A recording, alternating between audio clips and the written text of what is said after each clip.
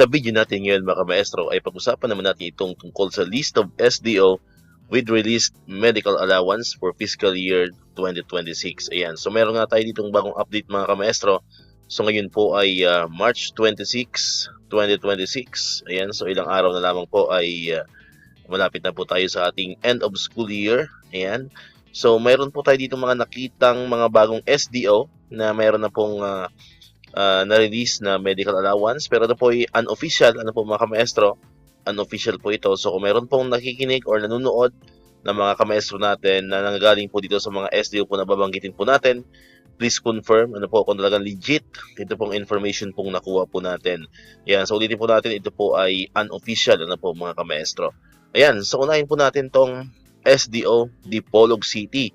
Ayan, so congratulations po sa mga kamaestro natin dyan sa SDO Dipolog City. Ayan, so kung meron po tayong kamaestro nanonood dyan sa SDO Dipolog, ayan, please comment down below. Ayan, paki-confirm po kung legit ito pong information po na nakuha po natin. Next naman ay ang SDO Zamboanga Sibugay. Ayan, so congratulations po sa mga kamaestro natin dyan sa SDO Zamboanga Sibugay. So kung may nanonood po sa atin from Zamboanga Sibugay SDO, please comment down below. Ayan, kung legit po itong information pong nakuha po natin. And of course, Surigao del Sur. Ayan, so congratulations po sa mga kamaestro natin dyan sa Surigao del Sur. Ayan, once again, kung meron pong nanonood sa atin from SDO Surigao del Sur, paki-comment po dyan sa ating pong comment section kung legit po ang information pong ating nakita. And syempre, ating pong last but not the least ay ang SDO Parañaque City. Ayan, so kung meron po tayo nanonood or nakikinig from NCR, especially po from SDO Parañaque City, please comment down below kung legit po itong information po nakuha po natin. Alright, so far po, unofficially, yan po yung 4 po na mga nadagdag sa mga SDO na na-release na po ang medical allowance for fiscal year 2026. So sa mga nakaraan pong updates natin, meron na po tayong nababanggit na 5. So kung idadagdag po natin to unofficially, meron na po tayong siyam ng mga SDO na release na po ang kanilang medical allowance. So once again, sa mga nagtatanong kung bakit hindi po sabay-sabay ang releasing ng ating pong medical allowance, meron mga tapos na, ubos na, yung iba ay wala pa.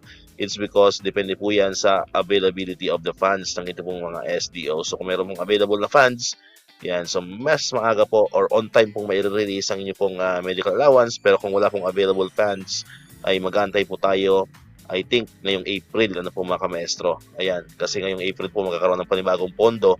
Ayan, ang ating po mga kanya-kanya mga SDO. Alright, so comment po kayo sa ating comment section, If ever man meron pa tayong mga SDO na hindi nababanggit, pero meron na rin po kayong medical allowance for 2026.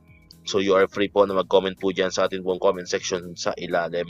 Alright, so dito ko natatapusin itong ating video ngayon mga kamaestro. Kung hindi ka pa nakapag-subscribe, click mo na ang subscribe button dyan para ikaw yung unang nakapanood ng mga videos na na-upload natin. Katulad dito, yung mga updates pa rin about sa medical allowance and syempre sa mga benefits sa mga teachers and government employees. And syempre, click mo na rin ang notification bell button para mo na-notify ka, always updated ka pag may mga bago tayong uploaded videos. Muli, maraming salamat sa inyong panonood at pakikinig. Once again, El Maestro, see you on my next vlog. Bye-bye!